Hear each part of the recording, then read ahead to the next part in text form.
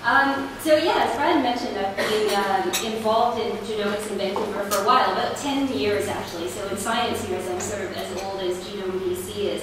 And I've been coming to the Allen Winter Symposium for as long as it's existed. The lure of free breakfast is too much to resist. And in all the time I've been coming here, I don't think we've ever really had presentations on infectious disease epidemiology. So to launch my presentation, I'll start by saying, in the words of Monty Python, and now for something completely different. If you take away one message from what I present today, I hope that it is that genome sequencing and particularly next generation sequencing technologies are really poised to change how we as public health practitioners investigate outbreaks of infectious disease.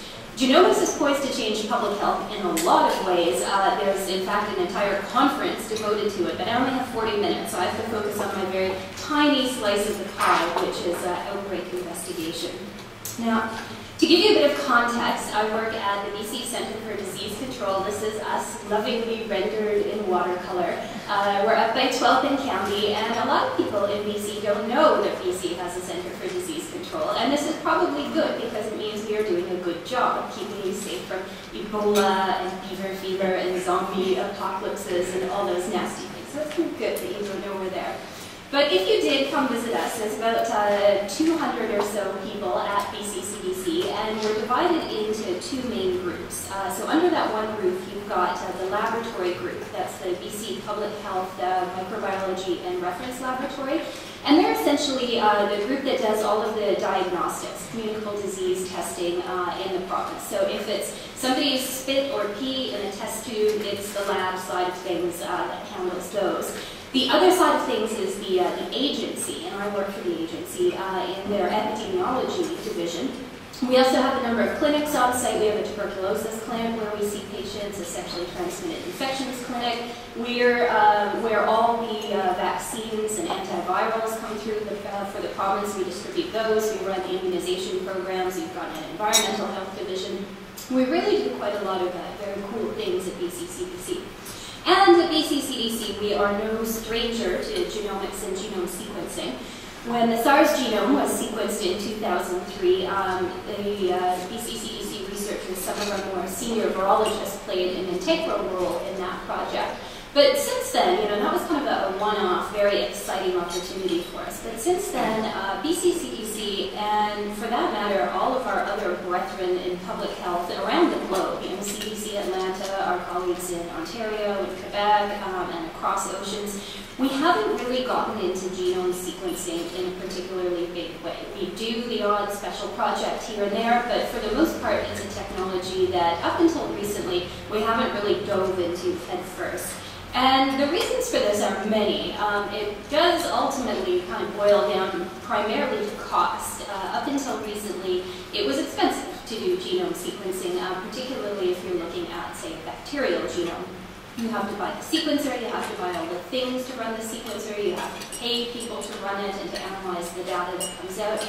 And public health is sort of chronically underfunded, I think, by many governments. I guess it's a function of doing our job well. We don't see a lot of infectious disease going around, so our funders tend to think that it doesn't exist, so we cut our budget every year. So we don't have a lot of money to spend on fun, cool, expensive things. And we're also, first and foremost, really a service organization. We're a health services provider. So everything we do is applied, and it has to turn around really quickly. If we're investigating an outbreak, we have to know what's going on in days in order to be able to manage and contain that outbreak. We don't have time to sit around designing primers to amplify up all the bits of a genome of an organism that we might not even know what we're dealing with, and then wait for the sequence results to come back, assemble it, analyze it, and annotate it. The turnaround time is just being too long.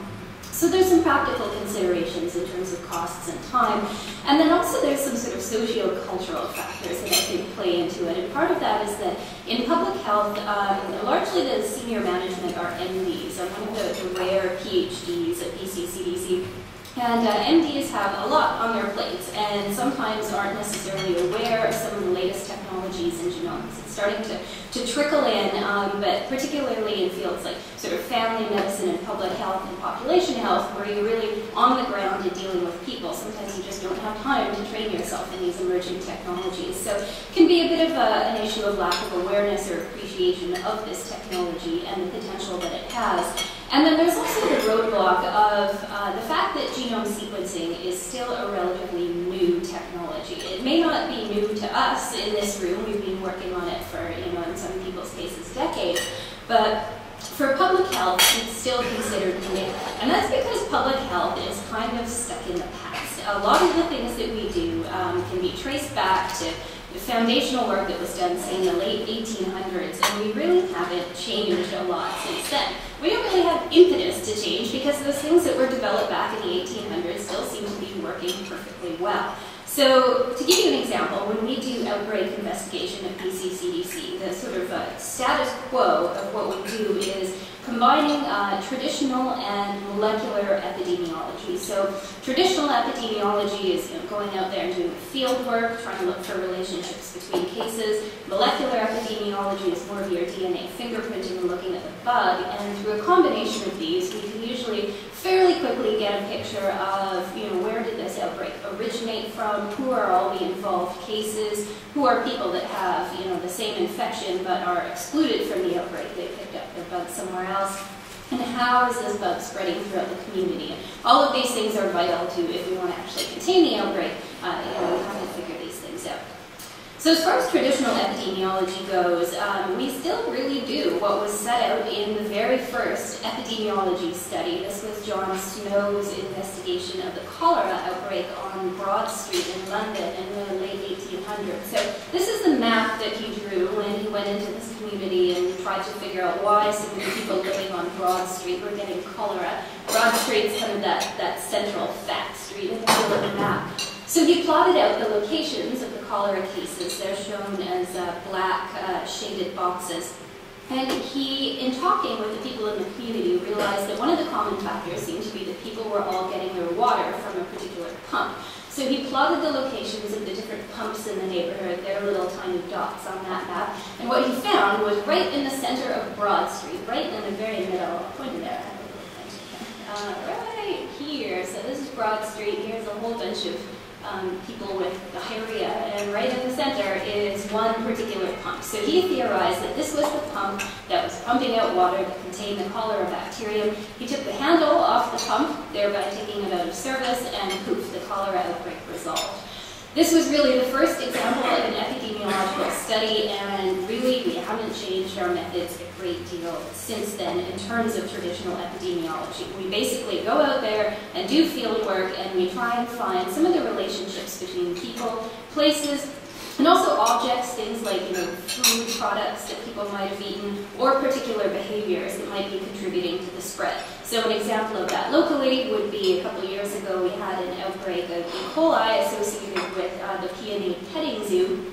So when this group of E. coli cases popped up, the epidemiologists started asking questions of the families, what did you do over the last few days, what are the places you visited, and very quickly it fell out that all of them had been in contact with animals at the petting zoo. But I love this quote from one of the coastal health communications guys. You have a combination of small children, animals, and fecal matter, which is a recipe for either a worst party ever or a description of a petting zoo, or both. So these three things came together and really did cause a tremendous little outbreak in town that made several children quite sick. Now, traditional epidemiology is basically all we had in our pocket for a while until molecular epidemiology came along as complement to traditional epidemiology. And molecular epidemiology is all about finding the genetic relationships between organisms. So I like to explain it as basically paternity testing for bacterial pathogens. And I didn't know, Brad, that you were involved in paternity testing. You will appreciate this slide. It's the Maury Povich, you are not the father slide. And that is essentially what we do with molecular epidemiology. We go out, we sequence the genomes, or we do genotyping, looking at small regions of a bacterial or a viral genome, sequence that up, or do restriction digest-based fingerprinting. I'll show you some of the techniques in a minute. But we use that to figure out which isolates are related to each other and potentially came from the same source, and which ones are unrelated. So you are the father, or you are not the father. Poor little kitty. So cute. Now, molecular epidemiology is kind of interesting, and I like the fact that you can directly trace its origins back to pudding. This is one of my favorite stories in microbiology. So we have pudding to thank for all of us that actually work in molecular epidemiology having jobs. And how pudding saved the day is that way back when, in the late 1800s, Robert Koch, who is sort of the founder of modern medical microbiology and infectious disease research, he was working along with an associate, Walter Hesse, and they were doing some studies of microbial counts in air. So what they had done is they put together these little petri dishes coated with a gelatinous growth media, and they were just sort of trapping bacteria in the air, growing up the plates and seeing how many cultures grew up. But they were running into a problem. Walter Hesse was the one that was doing this work, primarily under Koch. And they were doing this in Germany one summer, and it was really hot that summer. I have been to Germany in the summer, and it was 42 degrees. It was disgusting. So I can appreciate the conditions he was working under. He would go out and carefully trap all his microbes from the air, and then he'd sit his little culture dishes back in the lab. And he'd come back the next morning, and he'd find that they'd all melted because of the heat. His little gelatin-based media just couldn't stand up to the 40-degree temperatures. And he had absolutely no way of getting over this apart from waiting for winter, but he was interested in what was going around for summer. So he goes home and he's complaining one day, and sitting around the kitchen, and he looks over, and his wife has made a pudding, a gelatinous dessert, and her pudding is sitting out in the same weather that his gelatinous growth media was sitting out in, except her pudding is nice and firm and puddingy, and his growth media has melted into basically a beef broth soup. So he says, you know, Mrs. Hesse, Frau Hesse, how do you do this? How do you keep your pudding so firm? And so Mrs. Hesse, here she is, she says, oh my dear Walter, it's agar. And so this is how agar came to be introduced into growth media. Mrs. Hesse had picked up this trick. She knew about agar from the kitchens of her childhood, where it had been used for many years as a stabilizing agent in gelatinous desserts. And she said, why don't you try putting this in your growth media? And so Walter did, and he was able to have solid growth media even in the 40-degree heat. He went out and he did his microbial count experiments. Everybody was happy, and molecular epidemiology ensued. That's basically how it worked. From his work and further refinements from Koch, we were basically able to come up with culture-based methods for, first of all, growing bacteria and then differentiating them based on phenotype. So you can, in the very early days, you could take a sample, you could get somebody to cough on a petri dish, and you could get another patient to cough on another petri dish. And if the two petri dishes ended up growing very similar-looking things, you could say, oh, they're probably infected with the same thing. We refined this subsequently over the years, where you could grow them on different types of selective media. So some bugs would grow blue, some would grow pink, some would grow red. And culture-based methods, still to this day at the Public Health Laboratory at BCCDC, we do quite a lot of culture-based identification methods. And culture also forms the basis for some of the more advanced molecular epi methods, things that came along in the 70s, 80s, and 90s.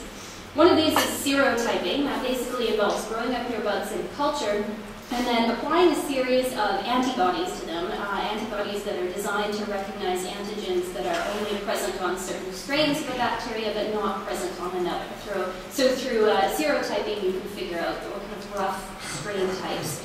You can also do the Maury-Povich paternity testing here. In bacteriology, there's two techniques, restriction fragment length polymorphism and pulse field gel electrophoresis. You're basically just generating a DNA ladder and looking for isolates that have identical ladders to each other or only a single band difference.